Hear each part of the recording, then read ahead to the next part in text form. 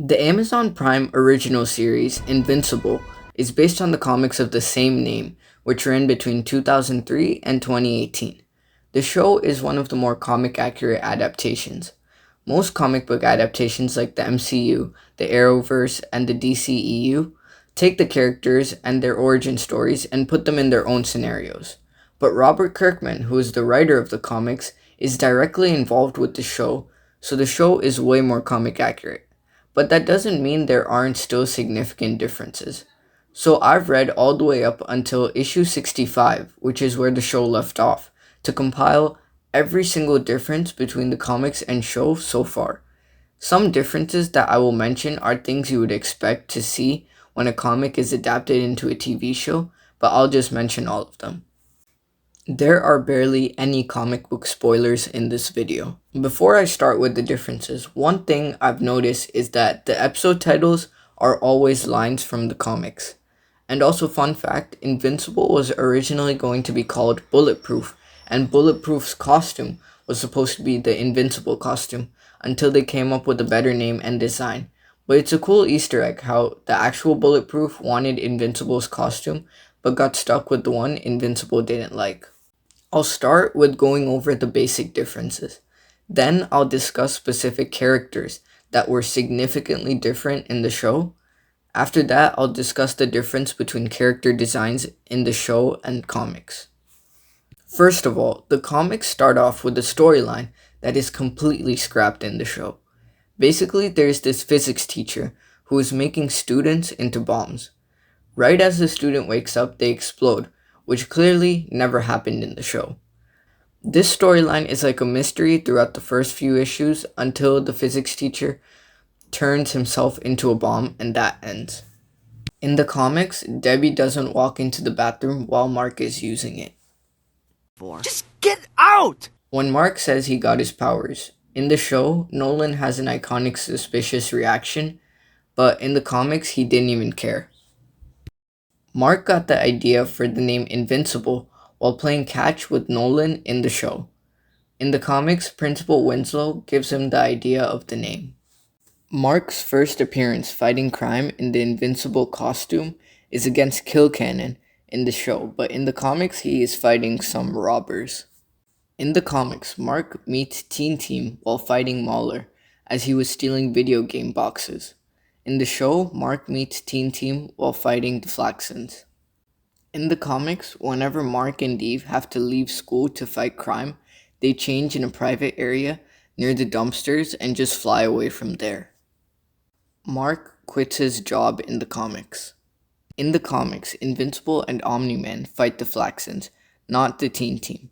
Omni-Man says he is captured by the Flaxons, and he says that he was enslaved by them and got released by a group of rebels or something, but he's lying, which is revealed much later in issue 93. In the show, he absolutely obliterates the Flaxon civilization, and they show it. Robot is offered a position in the Guardians of the Globe before they are even killed in the comics. In the comics, while William and Mark get a tour of Upstate University, it's really emphasized how he hates being called by any other name other than William.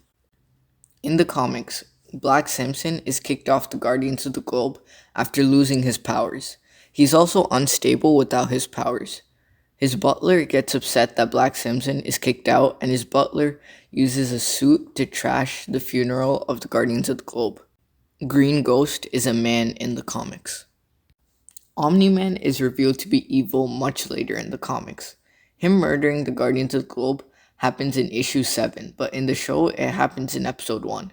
While doing research for this video, I saw that the reason that Omni-Man is revealed to be evil in episode 1 is because they couldn't repeat the same mistake they made with the comics.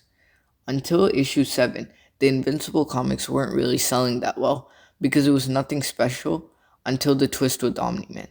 But the twist made it differentiated from other superhero comics, which made it gain popularity. So Robert Kirkman knew from episode 1 that they had to keep people hooked, which is why he added the twist right at episode 1. Shrinking Ray is a man in the comics, so the whole love storyline with Rex is scrapped, and Shrinking Ray also doesn't survive the fight with the Lizard League. Adam Eve doesn't even try out for the Guardians of the Globe in the comics because Rex is there. In the show, she does try out but rejects the offer after realizing that Rex would also be part of the team. This is right after she found out Rex was cheating on her. Mark fights Doc Seismic alone in the comics. In the show, Mark and Adam Eve fight Doc Seismic. The storyline where Donald finds out he's a robot is not in the comics. It's just randomly addressed when he is talking to Rick, and Donald is pretty casual about it.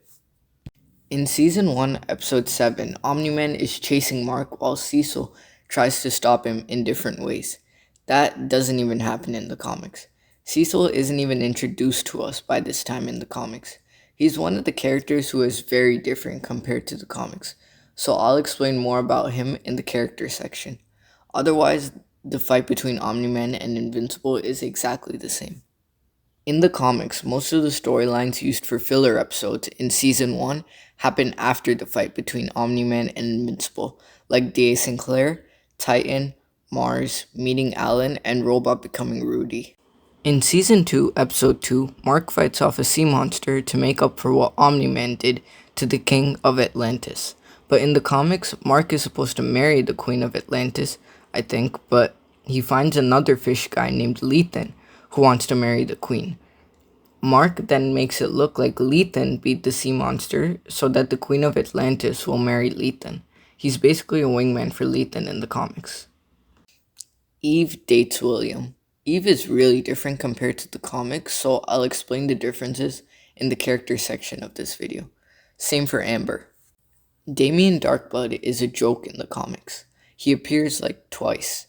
He was still trying to solve the murder of the Guardians of the Globe after the fight between Invincible and Omni-Man, which he was justifiably laughed at for by a receptionist. He's not sent to hell in the comics either.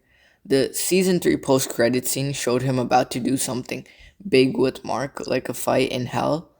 Apparently, Robert Kirkman always wanted to do a storyline like this, but since he wasn't able to do it in the comics, he plans to do it now in the show. But Darkblood is overall a much better character in the show. He was one of my favorites. In the show, Thetis turns off Alan's life support machine, but in the comics that never happens. Though it didn't really change anything because Thetis did it to make Alan stronger in the show. Kate actually cheats on Rex Blode with Immortal in the comics, but in the show they've already broken up at that point. On Thraxa, in the comics, Mark just begs Omni-Man to come back and forget Viltrum, but in the show, Mark is actually mad at him and doesn't forget what he did, which makes more sense considering what he did. A mistake! In the show, Mark, after breaking up with Amber, finds Angstrom Levy at his house. In the comics, Mark is called from Africa, where he is with Eve and Amber. I'll explain this more when discussing Eve and Amber in the character section later. Remember that scene where Mark is talking to Art and Amber is talking to Eve in that parallel conversation thing where they're discussing the breakup? In the comics, it's basically just Mark talking to Art and comparing Eve and Amber to decide who he should be with. William is used as bait to be captured by the Reanimen in the comics because he thinks Rick was captured by them. By this time, Rick was already gone a week, but in the show, William goes after them by himself in the sewers immediately after Rick goes missing, and then Mark finds him. In the comics, Mark and Debbie are having lunch when Anissa arrives, not Mark and Amber. Debbie doesn't even care that Anissa threatened her life in the comics. Amber broke up with Mark because of Anissa. For some reason, I've noticed sometimes that Oliver talks really formally in the comics. For example, in issue 47 and issue 53. The build up to the fight between Mark and Cecil is a little different, but I'll discuss that when discussing Cecil specifically in the character section. Multipol's iconic escape scene is not something that happens in the comics. There's this character called Astounding Wolfman who's part of a small storyline in the comics, but that hasn't happened yet in the show, so it's probably a filler storyline for season 4, or it just won't happen in the show. But he does have a small appearance in the show during the Invincible War. Shapesmith originally has a black and white costume until Art makes him a new one in issue 58, but in the show, that's the costume we see all the time. Powerplex's character has much more backstory in the show. In the comics, his backstory is just revealed through dialogue with his wife, but in the show, there are actual flashbacks. After escaping prison, Powerplex attacks a Mark variant during the Invincible War, but in the comics, he just leaves. The Invincible War was a crossover event for the comics, so we saw less of Invincible and more of other characters, part of the universe. But in the show, they primarily focused on Invincible.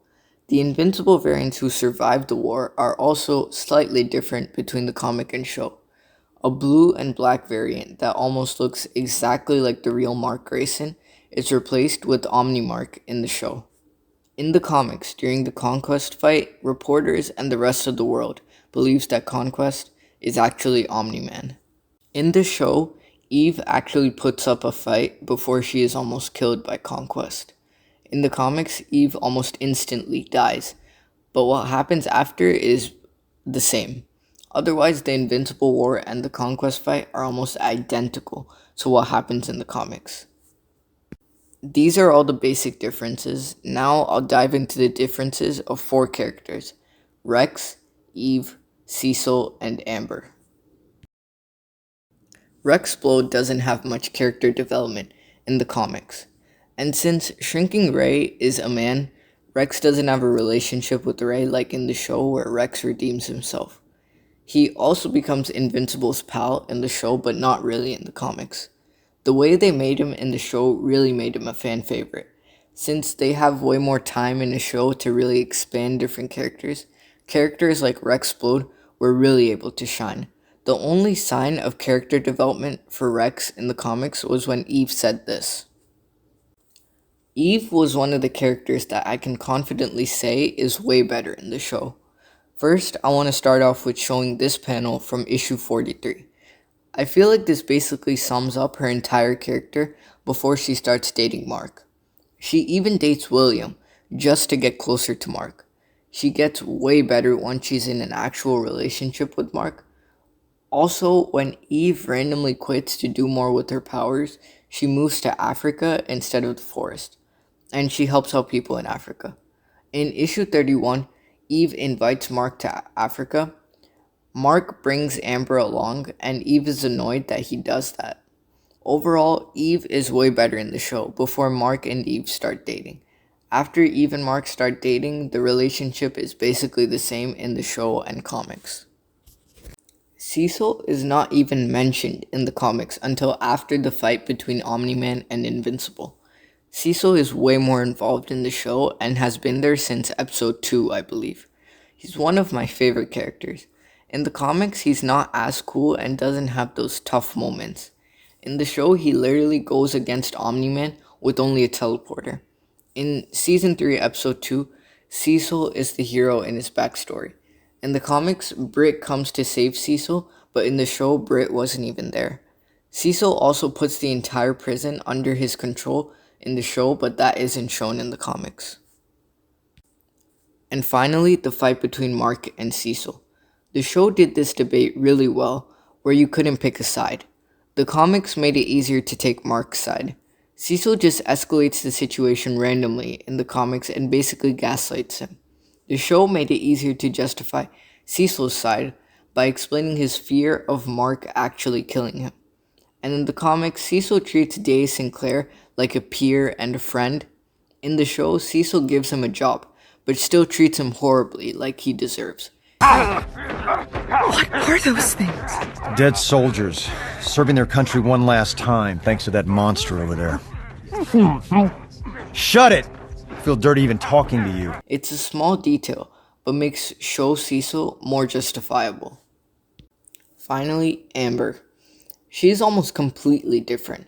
Show Amber was pretty hated, but I didn't think she was that bad. The breakup between Amber and Mark is also different in the comics. In the show, it's because of the interaction with Anissa. Amber's life was threatened, and dating a superhero became too much for her. In the comics, they feel it isn't working because of their different lives. In the show, Amber figures out Mark is invincible, but in the comics, she thinks Mark is dealing drugs. Amber is hanging out with this weird guy, Gary, while Mark is dating her. Gary and Amber eventually get together, and Mark and Eve get together.